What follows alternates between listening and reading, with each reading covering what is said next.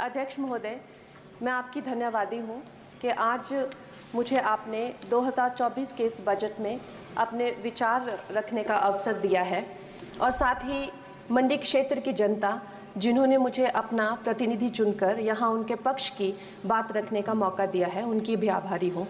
ये जगह मेरे लिए बहुत नई है, मैं एक नई सांसद हूँ, मगर मुझे इस बात का आभास है कि ये जो 18वीं लोकसभा है ये कोई सामान्य लोकसभा नहीं है। इस लोकसभा का जो चुनाव हुआ है उसमें हमारे जो शीर्ष नेतृत्व हैं, हमारे माननीय प्रधानमंत्री श्री नरेंद्र मोदी जी ने लगातार तीसरी बार प्रधानमंत्री बनकर पिछले 60 सालों का जो रिकॉर्ड तोड़ा है, उसके लिए हम सब उन्हें जो है वो हार्दिक बधाई देते हैं। साथ ही बधाई के पात्र हैं हम सब भारतीय जनता पार्टी के लोग जिन्हें ये सौभाग्य प्राप्त हुआ।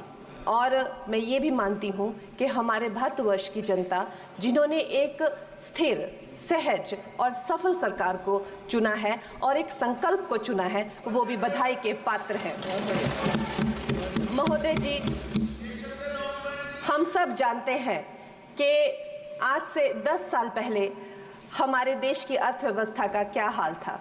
आज से 10 साल पहले हमारी संघर्षशील जो एक चरमराती और एक लड़खड़ाती अर्थव्यवस्था जो कहीं 11वें-12वें नंबर पर थी और सारा देश जो है उसको लेकर चिंतित रहता था, पिछले 10 सालों में वो अर्थव्यवस्था 11वें से 5वें नंबर पे आई है और बहुत तीव्रता से जो है तीसरे नंबर की तरफ जा रही है। ये जो 2024 का बजट है ये सब वर्गों को जो है वो शक्ति प्रदान करने वाला बजट है। इस बजट से जो है वो हमारी अर्थव्यवस्था को भी तीव्रता मिलेगी महोदय जी। और जो हमारा 2047 का जो संकल्प है कि विकसित भारत का जो संकल्प है, हम प्रथम इकोनॉमी बनेंगे, वो भी इस बजट से हम पूरी उम्मीद है एक कदम हम उस संकल्प के जो है वो करीब जाएंगे। महोदय जी, पिछले साल हमारे हिमाचल प्रदेश में एक बहुत बड़ा प्राकृतिक संकट आया, एक बहुत बड़ी बाढ़ आई जिससे ना जाने कितने जन, धन, पशु, ज़मीन की हमारे लोगों को जो है वो हानि हो गई। लेकिन दुख की बात यह है कि अभी भी हमारा हिमाचल प्रदेश जो है उस त्रासदी के प्रभाव से जो है उसके प्रभाव से उसकी हानि से बाहर नहीं आ पा रहा है। और उसका जो मूल कारण है वो है वहाँ की जो कांग्रेस की सरकार है, उनका जो लापरवाही है और उनकी जो भ्रष्टाचार नीतियां हैं। आज भी हमारे लोग जो हैं उस बाढ़ के प्रभाव से जो पीड़ित हैं। मैं आदरणीय और माननीय हमारी जो वित्त मंत्री हैं श्रीमती सीतारमण जी का मैं आभार व्यक्त करती हूं कि उन्होंने हमारी हिमाचल की जनता के लिए जो है एक स्पेशल रिलीफ फंड की जो घोषणा की है। हम सब हिमाचल वासियों की तरफ से हम आपका अभिनंदन करते हैं और हम आपका आभार प्रकट करते हैं।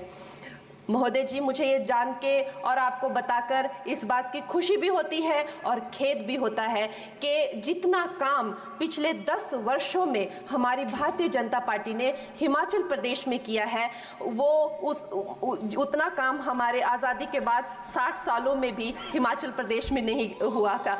आप सब हिमाचल जाते रहे होंगे। वर्षा, it is her maiden speech. आप सब हिमाचल वर्षा, it is her maiden speech. Kindly.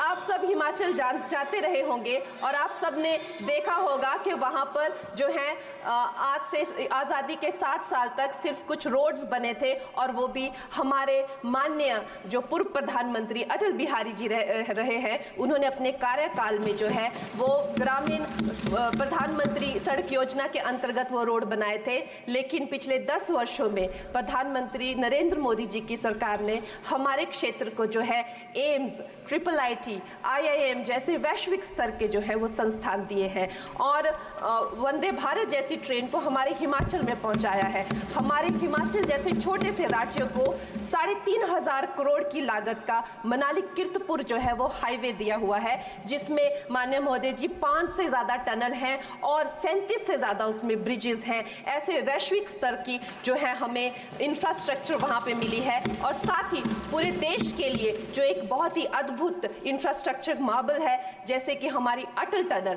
9 kilometre की जो वो अटल टनल है, विश्व की सबसे लंबी टनल है और वो एक सिंगल ट्यूब हाईवे जो है वो पूरे विश्व के लिए जो है एक बहुत बड़ा उदाहरण है। और उसके साथ ही 11,000 करोड़ के हाइडल प्रोजेक्ट्स हमारे हिमाचल प्रदेश को दिए हैं। अगर मैं ये सूची यहाँ पे रखूँ तो शायद आप लोगों का बहुत वक्त जो है इसमें लग जाए, लेकिन लाखों लाभार्थी जो है वो चाहे मुफ्त राशन हो, चाहे पीएम की जो है वो मकान हो या आयुष्मान हो। हमारा हिमाचल प्रदेश एक ऐसे राज्य है जो पूरी तरह से शौच फ्री है और वहाँ घर घर में जो है वो गैस चूल्हे का कनेक्शन लगा है। एक भी माता, एक भी बहन गैस चूल्हे के कनेक्शन के बिना नहीं है। और मेरा ये जो सौभाग्य है 18वीं लोकसभा में, महोदय जी, मेरा ये सौभाग्य है कि जब मैं यहाँ पे आई थी तब महिला आरक्षण बिल जो राजनीति में महिलाओं को जो है 33% आरक्षण देता है, वो बिल भी पारित हुआ था। तो मेरे लिए बड़ी ही ये सौभाग्यशाली जो है 18वीं जो लोकसभा है। और मैं ये कहना चाहूँगी कि ये जो बिल है ये अवश्य ही एम्प्लॉयमेंट हो या चाहे स्टार्टअप इनोवेशंस हो, चाहे हमारे गरीब और मिडिल क्लास को टैक्स रिलैक्सेशन हो या हमारे जो अन्नदाता किसान हो उन पे फोकस हो। ये मैं इसे होलसम बजट कहती हूँ। और मेरी एक प्रार्थना रहेगी हमारे सरकार से कि हमारे मंडी क्षेत्र में अगर एक इंटरनेशनल एयरपोर्ट हो तो अवश्य ही हमारी जनता का टूरिज्म की दृष्टि से बहुत कल्याण होगा। वो हमें ज़रूर इस विषय में सोचें। और मुझे लगता है ये जो बजट है हम हिमाचल के वासी जो हैं इसका पूरी तरीके से जो है वो वेलकम करते हैं। और धन्यवाद।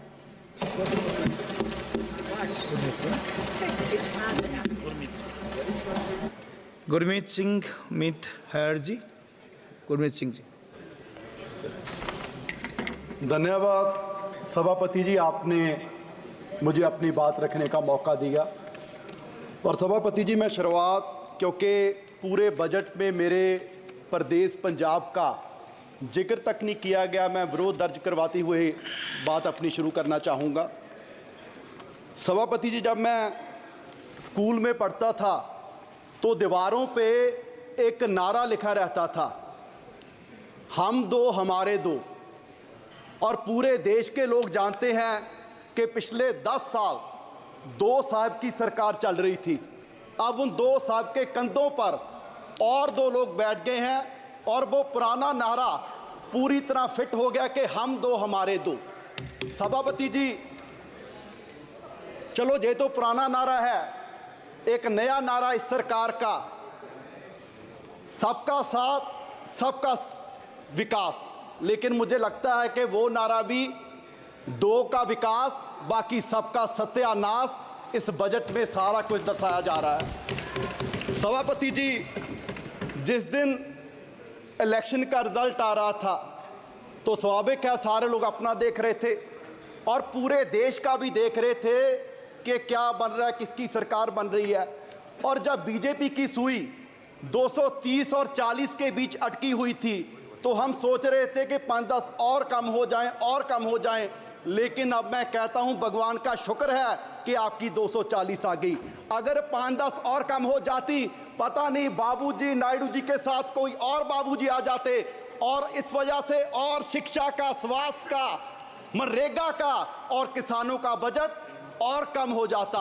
मैं समझता हूं कि पिछले 77 वर्ष से इतना मजबूरी बस बजट किसी सरकार ने नहीं पेश किया होगा जितना इस बार एनडीए सरकार ने बजट पेश किया है। मैं समझता हूं कि ऐसे नहीं कि हमारे जितने विपक्ष के साथी हैं वो बहुत खुश होंगे इस बजट से, क्योंकि हरियाणा वाले हैं, महाराष्ट्र वाले हैं, उनके वहाँ तो इलेक्शन भी है। लेकिन मैं उनको कहना चाहता हूं कि आप सरकार की मजबूरी समझिए।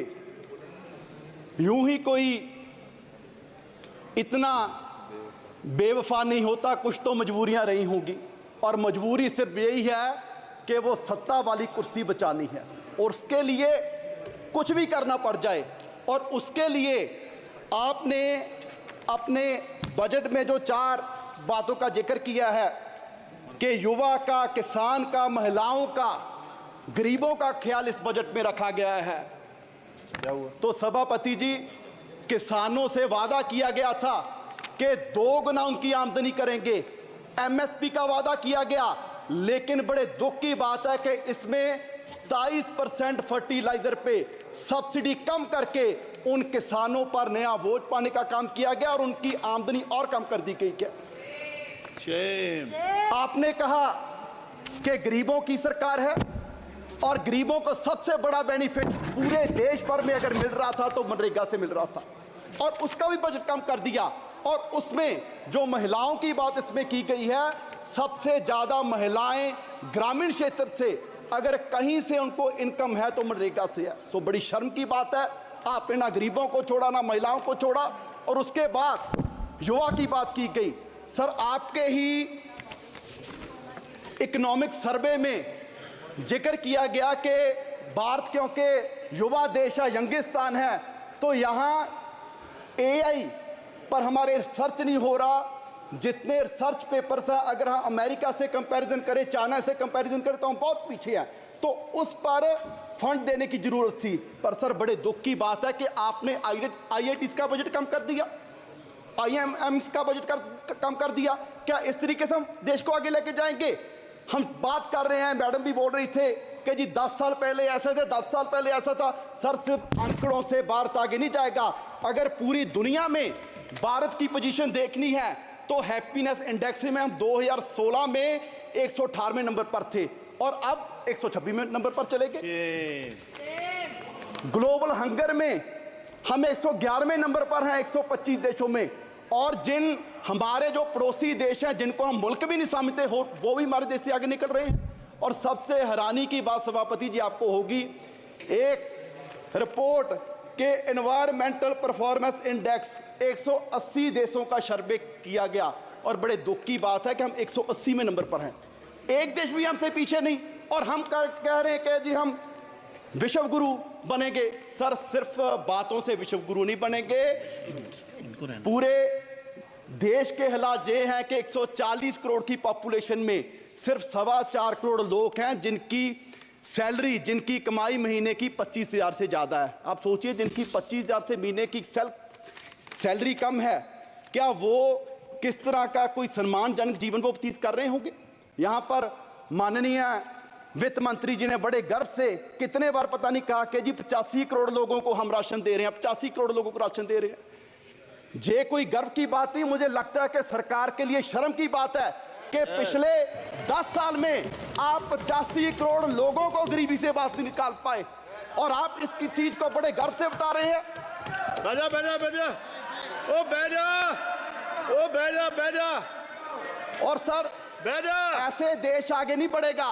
और सर, अगर मैं लास्ट में अपने क्षेत्र पंजाब की बात करूं, क्योंकि सर वैसे तो किसी प्रदेश का ध्यान नहीं रखा गया, अगर मैं पंजाब की बात करूं, सर फ्लड्स के लिए बजट आपने लॉट किया। आपने कहा जी साम में फ्लड्स आए, बिहार में फ्लड्स आए, उत्तराखंड में फ्लड्स आए, हिमाचल में फ्लड्स आए। क्या सर पंजाब देश का हिस्सा नहीं है? जो बारिश उत्तराखंड में हुई, हिमाचल में हुई, क्या वो पहाड़ों में रुक जाएगी? वो सारी बारिश का पानी पंजाब में आया और 1680 करोड़ का नुकसान पंजाब का हुआ। सर, मैं उस समय इरिगेशन मिनिस्टर था, मैं तरन तारण गया, मैं कपूरथला गया, मोहाली गया, रोपड़ गया और हमारे वहां सर क्षेत्र में ऐसा माहौल बन गया कि 3-3 फुट मिट्टी चढ़ गई। और वहां मैं दावे से कह सकता हूं कि अगले 20 साल भी वहां खेती नहीं हो सकती। और सर 2 मिनट। और सर, मैं पंजाब के पॉइंट ऑफ व्यू से कहूं, इतनी नफरत पंजाब से क्यों है? जिस पंजाब का बलिदान इतना बड़ा रहा कि देश को आजाद करवाने में भी हमारी 80% कुर्बानियां, और उसके बाद भी सर पंजाब के किसी गांव में जाइए, आपको कोई भी गांव में ऐसा नहीं मिलेगा कि जिस गांव में हमारे शहीद की मूर्ति ना हो, जिसने सरहद पर राखी करते अपनी जान कुर्बान दी। आज भी कोई दिन नहीं होगा कि तिरंगे में लिपटी लाश हमारे नौजवानों की हमारे गांव में, हमारे पंजाब में ना आती हो, और उसका आप जिक्र तक नहीं करते। जिस बात के लिए आप कह रहे हैं कि जी देश आत्मनिर्भर हो गया, आत्मनिर्भर हो गया, आत्मनिर्भर करने में भी सबसे बड़ा योगदान हमारे किसानों का है। और वो कोई ऐसे नहीं हुआ, हमें मूल्य उतारना पड़ा, हमें अपना पानी बर्बाद कर लिया, हमें अपनी धरती बर्बाद कर ली। और पंजाब से कैंसर एक्सप्रेस ट्रेन जाती है सर राजस्थान, वो इसलिए जाती है क्योंकि देश का पेट भरने का काम पंजाब कर रहा है, और आप उसके लिए हमें दे क्या रहे हैं? हमारी झांकियां तक आपने 15 का 26 जनवरी में से निकाल दी। सो सर, मेरी मांग है कि पंजाब को स्पेशल पैकेज दिया जाए। हमारी इंडस्ट्री बर्बाद हो रही है, उसके लिए स्पेशल पैकेज दिया ठीक जाए। है। और ये बजट मैं कहूंगा कि सिर्फ धन्यवाद और जी, सिर्फ धन्यवाद कुर्सी श्री बचाने का हनुमान बजट है। बेनीवाल जी। देश के लिए, देश के किसानों के श्री लिए, हनुमान युवा के बेनीवाल लिए जी। इसके कुछ नहीं है।